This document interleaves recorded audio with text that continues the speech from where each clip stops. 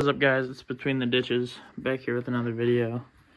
Today we are starting on the hemi project. This is the one that needs a set of heads.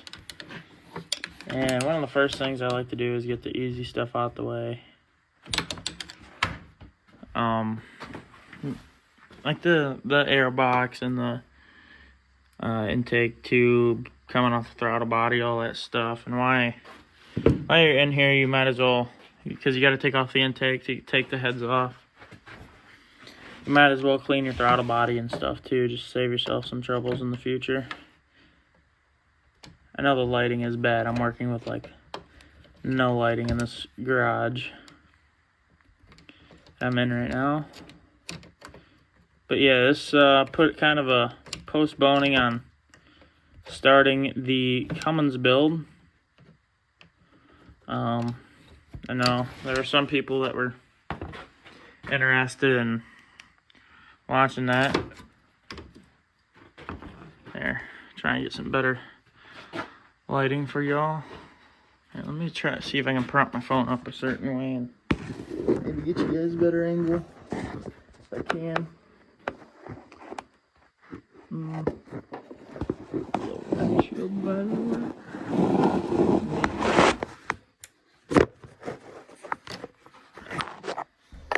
Go like this. Put it like that. I'm a genius, I think. I don't know, I didn't check and see. Yeah, so we're good. Okay. So you're gonna start off with removing.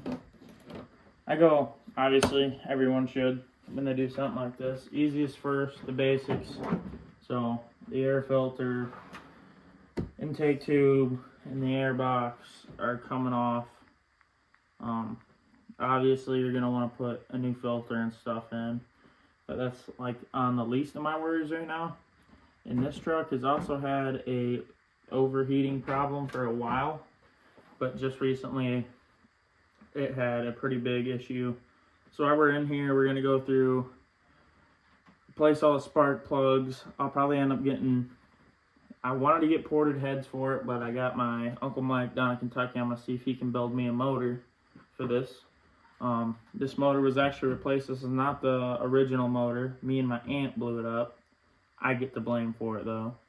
We went through mud puddle, but we're gonna be doing these spark plugs and coil packs. I don't know if there's wires on these. I've never owned a Hemi. I've done work on them, but not enough to remember like I can on my Chevys. I've owned a good handful of Chevys. Then we're gonna fix this oil leak it's got. Any leak we find on the way, we're gonna do it while we're in there. We'll get a new temperature sensor, and maybe, I think I got a code for a knock sensor as well.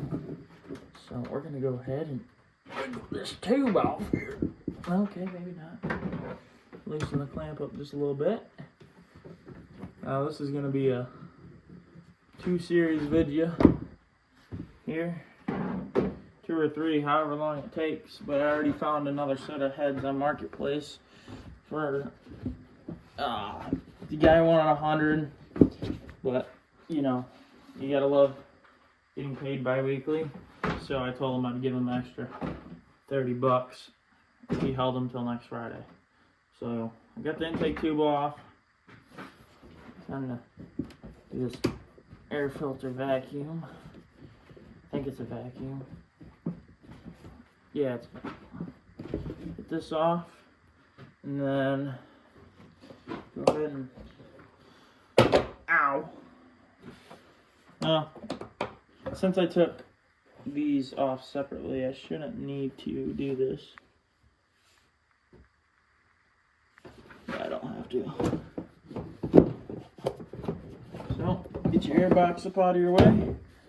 That makes a whole lot more room on the driver's side. You need to replace your computer, and from what I see, it makes it 100 times easier.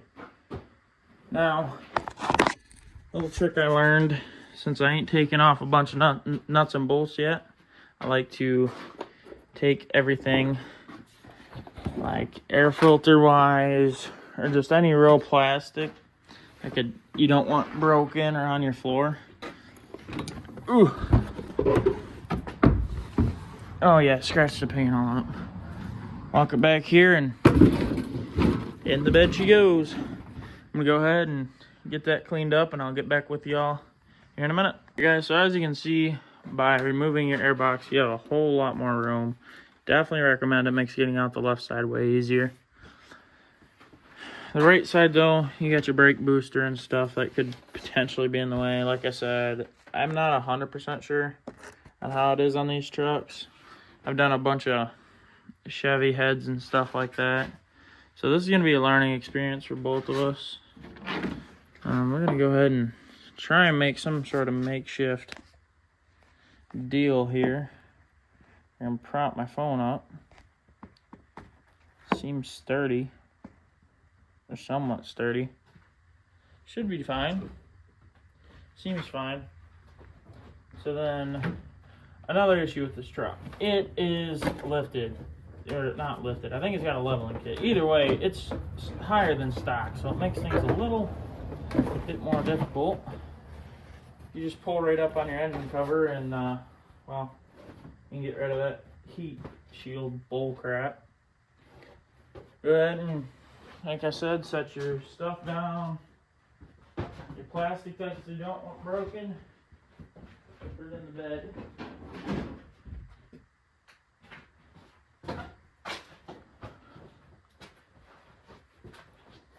Okay, so now that we have all of our plastic and stuff removed like that, we are going to start disassembling, not really disassembling, I shouldn't say that. I'm going to start unplugging stuff, everything, the fuel system, your fuel rails up here, your injector system, can all come off as one with the intake. If you just unplug your fuel line feeding your fuel rails, and you unbolt your intake, everything should come off as one, in theory. From what I know, I've done it on Chevys a lot. I have not done heads on a 5.7 before, but it's not a dual overhead cam engine. It kind of works like a Chevy, timing wise. It's got the same setup deal, it's just got two timing gears in it. Dual overhead cams. You got cams up top, and the timing chain runs in like a V type deal. I don't know the best way to explain it. I know how to explain it in my words that I understand. But one of the big things is if you're from, well, not really from anywhere, all this stuff's been underneath the hood for, this is a 2009, so however long that is. It's been under there. This plastic and stuff's going to be brittle.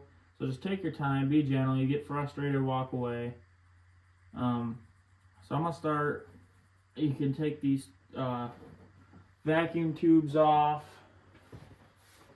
I'm going to actually try and attempt to climb up here to maybe make my life easier. And this truck is getting a new radiator too, so I will be doing that later on. Ooh. Okay.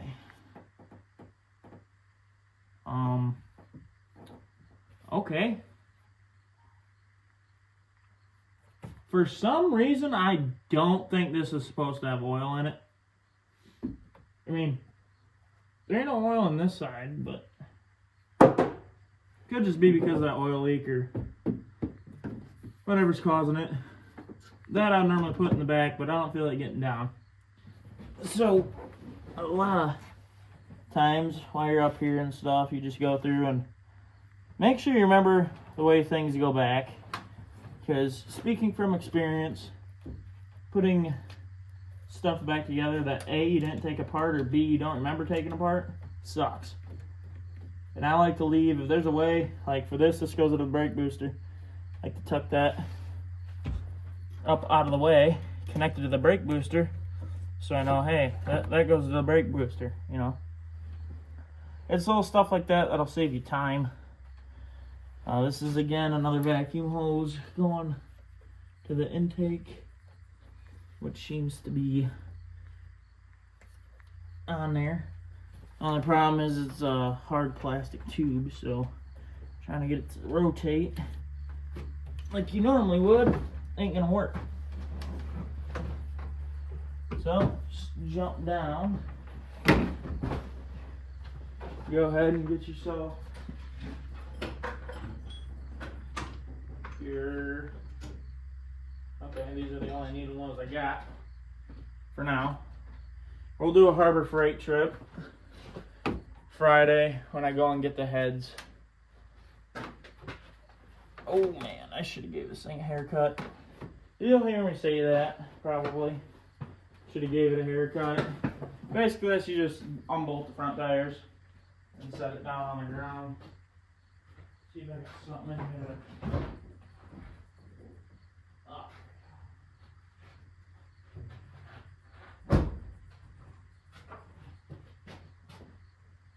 Got it. But yeah, giving a vehicle a haircut isn't supposed to be taken serious. It's just a way of making things easier. I probably could fit in it. I ain't gonna do it. I'll break something. Oh yeah, I am. Oh, there we go. Probably removing the hood also wouldn't be a bad idea, or disconnecting the battery. I just realized I didn't do that yet. There you go. Normally after you spin it, it pops off. I'm gonna want to cut that later. It's just a zip tie. A vacuum going here. Then take from throttle body. Well, that can stay because that goes to the throttle body. The throttle body's coming off with the intake. I got another one of them little red clips here that again suck, especially when they've been underneath the hood forever. So if you want to, you can either sit here and struggle and use your fingers, or you can use your hands, or you can break the damn thing. It don't matter what you do as long as it comes off and you can plug it back in. Don't break the entire clip off. That also sucks. Am I down ace? Apparently I already did that because yeah, okay, so either I did that or the shop that put this motor in did that and forgot to push the clip back in.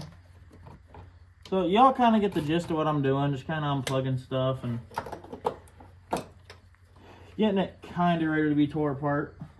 You shouldn't have to undo any of these up here. You can leave your alternator on, I believe. If not, I'll worry about it later. So yeah, really you can just start going through and unplugging your injectors. You do have a fuel line in the back. I will show you guys me pulling this intake off. But yeah, from what I see, all I got left to do is undo the injectors, disconnect the fuel rail from the fuel line, and I believe that's the only one. Yeah, you only got one. And yeah, unzip the intake and we'll be all set. So I'm gonna get down, get what I need, come back up here.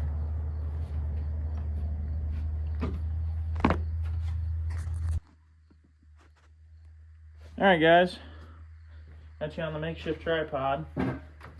So you're going to need a 5/16 for your intake bolts. Let me get this over here so it ain't blinding you. And actually, I bought this impact from Lowe's. Actually not a bad deal. First time being able to, actually test it out on something. Oh, and blind yourself, that works too. Oh, okay. Just like don't participate in any of the activities.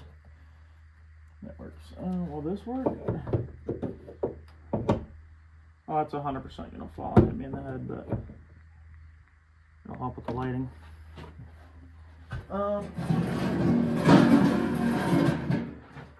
we're gonna do the easier side first. So I don't know about your guys' trucks or whatever you're working on, but my bolts are pretty rusty, so we're gonna see. Holy crap! It somewhat came out. Come on. Got stuck in the socket there for a second. Ooh. So far,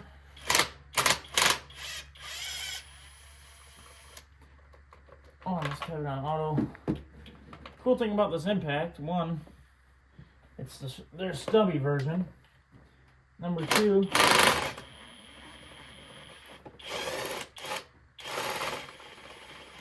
you can hear in the difference. It slows itself down. It's like an auto loosening deal. So when your bolt's loose, it slows us down. It's just right there on the battery. So I think I got one more right here in the back. You want this light for it? Nope, I got two more. 1, 2, 3. There should be this. Yeah, there should be one right there. In theory, my impact should reach back there. Do not run your bolts on with an impact either. You guys will. Ah! It's dumb. Let's see if I can get this to participate today. Okay. Now, for some reason, I was having trouble getting my sockets to.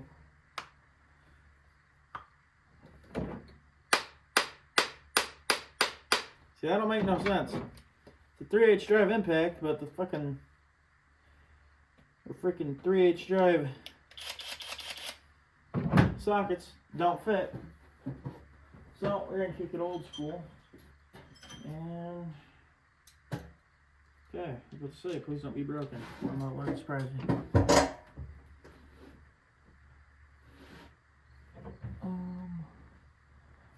This one back here. I think my next purchase is gonna be a 3/8 drive electric ratchet. Cause this sucks. But y'all get the gist of what I'm doing. I'm gonna get all these bolts out, and when I pull the intake, I'll go ahead and get that on video. Guys, we ended up getting the intake off. Didn't record it. What I said earlier was bullshit, get mad, throw stuff. I don't care, because that's exactly what I did. But not ended up broke, but there's a bunch of rat nest stuff in there, as you can see, but that's probably going to go ahead and do it for today. Not really in the mood anymore to keep picking at it, because I got all the way till next Friday before I even got to worry about putting the new heads on. So I guess the less it's tore apart, the better, I suppose. I don't know. There was a pretty good oil leak right there, but that's all I'll be getting new. I gotta go through and clean all this stuff up in here, but that's gonna go ahead and do it. Stay tuned for part 2. Like, subscribe, and let me know what y'all think about the videos. See y'all in the next one. Between the Ditches, out.